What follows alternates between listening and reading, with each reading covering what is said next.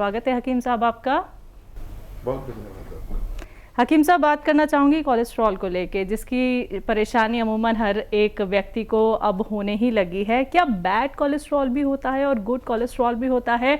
और क्या जो आप लहसुन का सेवन करना बताते हैं, तो जो कच्चा लहसुन होता है जो हम सुबह सुबह चबा लें, उससे भी क्या हमें फ़ायदा मिल सकता है? देखिए, जो भी चीज़ें हमारे खाने में ऐसी हैं, जैसे अदरक, लहसुन और जीरा, ये चर्बी के दुश्मन हैं जी। और इत्तेफाक से महिलाएं यही चीज़ें कंजूसी से डालती हैं। बिल्कुल। एक वो भी आता है इसके लिए, बैड कोलेस्ट्रॉल के लिए, जीरे का सिरका। जीरे का पानी भी लोग पीते हैं जी। लेकिन जीरे का सिरका बेस्ट है, जो चर्बी कम करने के लिए, कोलेस्ट्रॉल कम करने के लिए। और हाँ, दो तरह का की चर्बी होती है, एक फाइन फैट, एक बैड फैट। तो फाइन फैट तो हमारे लिए बहुत ज़रूरी है, और ये जो बैड फैट है ये 150 से ज़्यादा नहीं होना चाहिए। फिर ये खून को गाढ़ा करता है, हालांकि ये ज़रूरी भी है, और बहुत ज़्यादा हो तो फिर इससे क्या होता है कि चर्बी जब खून में ज़्यादा शामिल हो जाती है तो हमारे दिल को बहुत दुश्वारी होती है। गाढ़ा खून हो जाता है तो बहुत दुश्वारी होती है खून को आगे फेंकने में, तो फिर दिल मुतासिर हो जाता है और अक्सर ब्लड प्रेशर की शिकायत होती है। तो खून को एक तरह से पतला रखना ज़रूरी है, और हर उस शख्स का खून गाढ़ा होता है जो 40 साल क्रॉस करने लगता है। ये नेचुरल है, कुदरती तौर पर, प्राकृतिक तौर पर हमारा खून गाढ़ा होता है। इसको पतला रखना बहुत ज़रूरी है, नहीं तो एक उम्र के बाद, यानी 40 साल के बाद कभी भी 4-5 रोग आ सकते हैं। Cholesterol, blood pressure, heart blockage और डायबिटीज़ और थायराइड है। इन 5 में से एक रोग होना अनिवार्य है अगर अपना खून पतला नहीं रखा। देखिए, थायराइड है तो धनिए के साथ जैतून का सिरका इस्तेमाल करें, और 5 रोगों से आप सुरक्षित हो सकते हैं, और है तो कंट्रोल कर सकते हैं। वो क्या है? थायराइड, कोलेस्ट्रॉल, ब्लड प्रेशर, दिल के रोग और डायबिटीज़। इन सब से आप महफूज रह सकते हैं, सुरक्षित रह सकते हैं अगर सही वक्त पे एक खुराक कम से कम ले लिया करें रोज़ाना। और जो लोग रोगी हैं वो 2 खुराक लिया करें, उनके ये कंट्रोल होना मुमकिन है।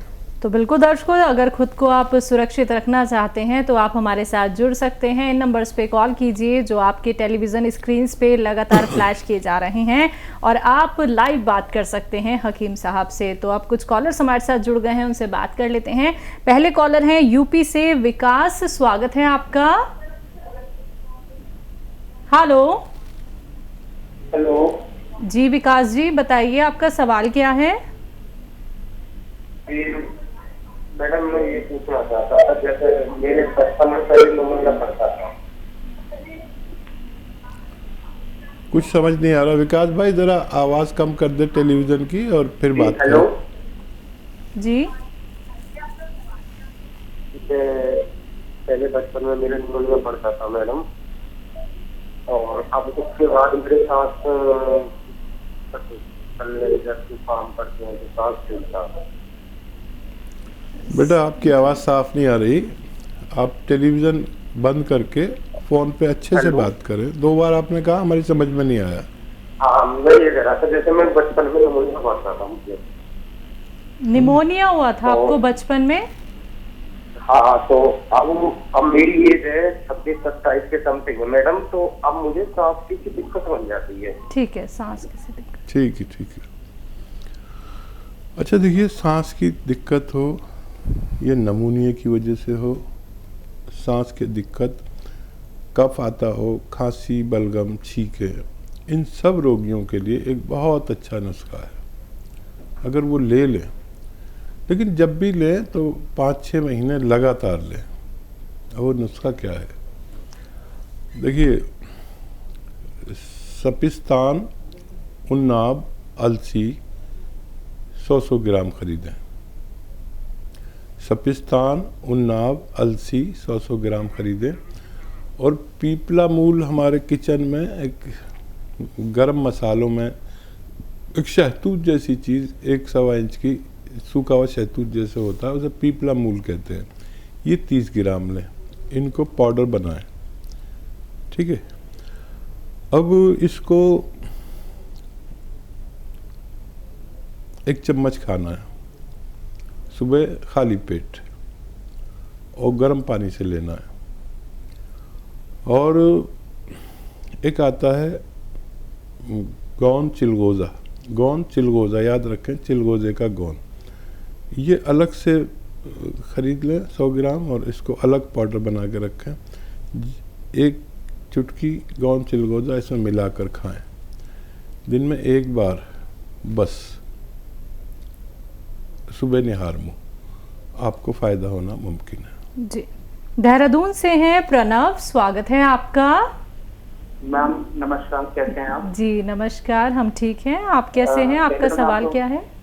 मेरा सवाल से पहले मैं आपको कुछ बोलना चाहूँगा। जी। सबसे पहले तो जो आपके यहाँ के नुस्खे मैंने लिए उससे मुझे बहुत फायदा हुआ। मुझे प्रॉब्लम थी लीवर की, मुझे काफ़ी प्रॉब्लम थी लंग्स से रिलेटेड, तो मजदूर के साथ मैंने चिंगोन चिलगोज़ा लिया, तो उससे मुझे बहुत फायदा हुआ। ये सेकंड दफा मेरा स्टार्ट होने वाला है। तो सबसे पहले तो आप दोनों लोगों को, हकीम जी पर आपको बहुत बहुत बहुत बहुत थैंक यू कि आपने इतनी अच्छी चीजें हमें बताई। और समय ना खराब करते हुए मैं आपका तो पहले सवाल पूछ लेता हूँ, जिससे कि बाकी लोगों को भी दिक्कत ना हो। सबसे पहला सवाल में, एज है 65, नाम है लक्ष्मी देवी, ये एक लेडी है, मेरे जानने में है। इनको डायबिटीज है, हार्ट में बाईपास हो रखी है 12 साल पहले, और बीपी और थायराइड भी है, थोड़ा थोड़ा, ज्यादा है, बस चेस्ट में हल्का हल्का पेन रहता है। तो एक तो इनके लिए मुझे नुस्खा चाहिए था सर। नंबर 2, इनके हस्बैंड है, इनकी एज है 68, इनको बीपी की प्रॉब्लम और नीज में यानी घुटनों में पेन रहता है, तो ये इशू है। प्लस इनके बच्चों के लिए मैं पूछना चाहूंगा, इन्होंने मुझे पूछा था, एक तो स्किन और इम्यूनिटी और हेयर की प्रॉब्लम है, ये चीज है, और माइग्रेन की दिक्कत भी है। तो यानी स्किन, इम्यूनिटी और माइग्रेन की इशू है, और इनकी एज है 17-18, इनके बच्चों की एज है। तो आप थोड़ा सा इसके लिए नुस्खा बता दीजिए। और ये तो आखिरी सवाल, और जी। नाम है मिसेस कविता राणा, और ये जानने वाले हैं मेरे, इनके ना नर्व्स में थोड़ी सूजन है, जो कलाई की नर्व्स होती हैं, ये पूरी फूल गई हैं, 10-15 साल से है, अचानक ही हो गई है। तो किसी ने गैंग्लोन बताया, किसी ने कुछ बताया, तो इसमें बहुत दर्द होता है उनके। एज है उनकी 50+ अराउंड, तो इनके लिए भी नुस्खा बता सकते मुझे। बस ये सवाल है मेरे फिलहाल। ठीक है, कितने अच्छे से आपने बात किया और सारे सवाल लिखवा दिए। ऐसे लोग जो पढ़े लिखे होते हैं वाकई बहुत सम्मानीय, और हम सब सारे सवालों का जवाब देने में हमें आसानी होती है। अच्छा, एक एक सवाल करें। 65 एज के एक पेशेंट हैं, डायबिटीज़, बाईपास सर्जरी हो चुकी है, बीपी, थायराइड। अच्छा देखिए, एक तो आप हमारे साथ जुड़े रहें और ऐसे लोगों की सेवा करते रहें, ये बहुत बड़ा काम है। देखने में बहुत मामूली लगता है किसी की सेवा कर देना, लेकिन जिसकी सेवा की जाती है उसके यहाँ से दुआ निकलती है, अगर उसको फ़ायदा हो जाए। और बस उसी को बताएं जिस नुस्खे से आपको फ़ायदा हो जाए, बस वो दूसरों तक पहुँचा दें। ये मेरा आपसे निवेदन है, गुजारिश है, ये ज़रूर किया करें। और आप तो जुड़ ही गए हमारे साथ। अच्छा देखिए, बाईपास सर्जरी हुई है, बहुत ख्याल रखें अपना। और एक नुस्खा है जो इनके सारे रोगों पर काम करेगा, जितने भी रोग आपने इनके बारे में बताए। देखिए, कलौंजी का सिरका लें, 2 चम्मच पानी में डालें, ठीक है। अच्छा, पानी अगर ये धनिए का हो, धनिया 1 चम्मच उबाल लें और उसे उबाल के उसका पानी गिलास में डालें, उसमें 2 चम्मच आप ये कलौंजी का सिरका डाल दें, असली होना चाहिए, और ये पानी आप पी लिया करें। 1 गिलास पानी हो, आधा गिलास हो, जितना उनको पसंद हो। खाने के बाद सुबह शाम, सुबह ही बना लिया करें और सुबह शाम 2 बार ले लिया करें। इनके तमाम रोगों के लिए, बमें इनके थायराइड और दूसरा दिल के लिए, पेन के लिए और एसिडिटी के लिए, कब्ज़ के लिए और दिल के लिए, डायबिटीज़ में भी बहुत मुफीद होता है, कोलेस्ट्रॉल के लिए, ब्लड प्रेशर के लिए। ये नुस्खा उन भाई का हुआ जो बाईपास सर्जरी करा चुके हैं। जी। बीपी और घुटनों में दर्द है, 68 एज है पेशेंट की। तो देखिए, बीपी है तो यही कलौंजी का सिरका, और इसमें धनिया नहीं मिलाना, ऐसी 2-2 चम्मच 2 बार खाने के बाद सादे पानी में मिलाकर दिया करें। इससे इनको कोलेस्ट्रॉल, बीपी और डायबिटीज़ को भी बड़ा, पेनक्रियास को बड़ा अच्छा रखता है ये, और दिल का बड़ा ख्याल रखता है। लेकिन इनको धनिए के साथ ना दें। जिनको थायराइड हो उनको धनिए के पानी के साथ दे सकते हैं। ये इनका सवाल। और दर्द भी है ना? जी जी, दर्द। अच्छा, नी पेन के लिए गोंसिया आधा ग्राम 2 बार खाने के बाद पानी से या कम चर्बी के दूध से लें। तो किसी को भी नी पेन हो, कमर में दर्द हो, जोड़ों में दर्द हो, और एक और आपका सवाल था जिनके यहाँ पर दर्द है, यहाँ पर, और सूजन आ गई है, फिक्र ना करें, गोंसिया दें और ऐसे बैठे, वो जो रोगी हैं ऐसे बैठे, और ये एक्सरसाइज देखिए आप समझ लें, चाहे तो रिकॉर्डिंग कर लें। वैसे आप रिकॉर्डिंग कर रहे होंगे, मैं ऐसा महसूस करता हूँ। 3 मिनट ऐसे देखिए, पूरा मोड़ें इसे, देखिए यहाँ तक आता है, यहाँ तक आ गया, और यहीं देखें, ये भी 3 मिनट।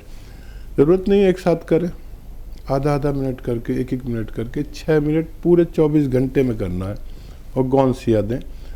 उन महिला का भी फ़ायदा होना मुमकिन है। जी। तो नसों में जो सूजन और जो फूल गई हैं हकीम साहब, वो भी एक्सरसाइज है? उनका भी जवाब यही है। जी।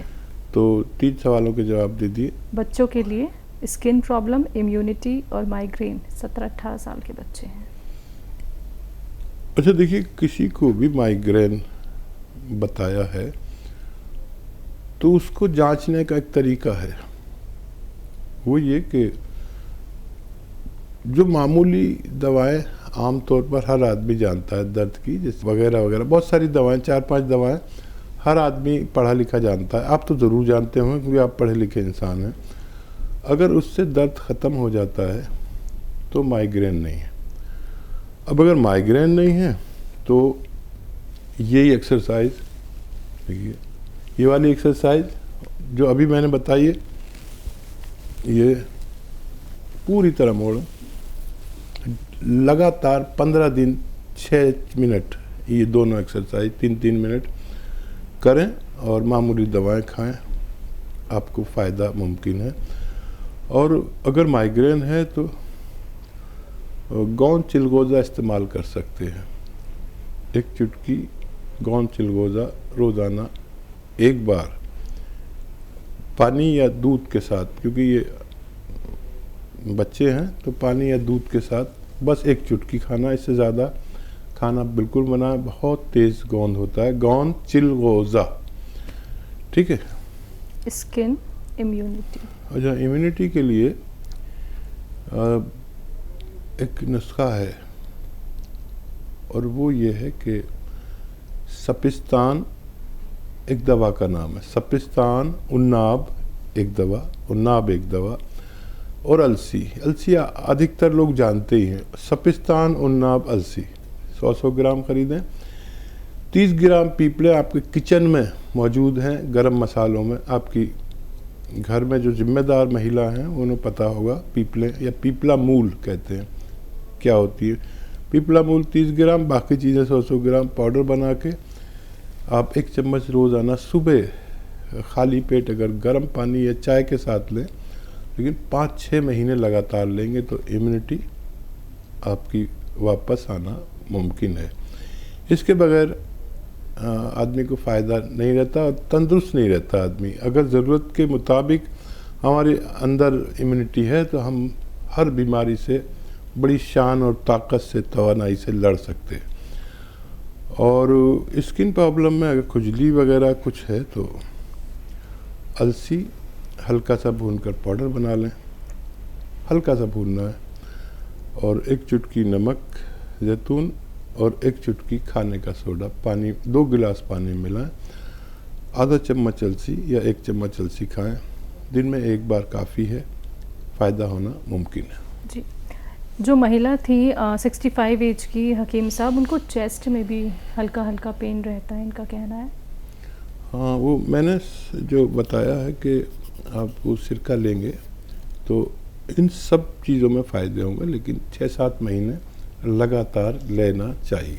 तो बिल्कुल प्रणव जी, आपके सभी सवालों के जवाब सर आपको मिल गए हैं, नुस्खे भी आपने जान लिए हैं। उम्मीद करूंगी आपने सारी बातें नोट डाउन कर ली होंगी, बल्कि आपने रिकॉर्डिंग ऑन ज़रूर कर रखी होगी। एक भी बात सुनने से अगर आपको लगता है कहीं पे आपको चूक लगती है तो आप तुरंत हेल्पलाइन नंबर पे कॉल कर लीजिएगा।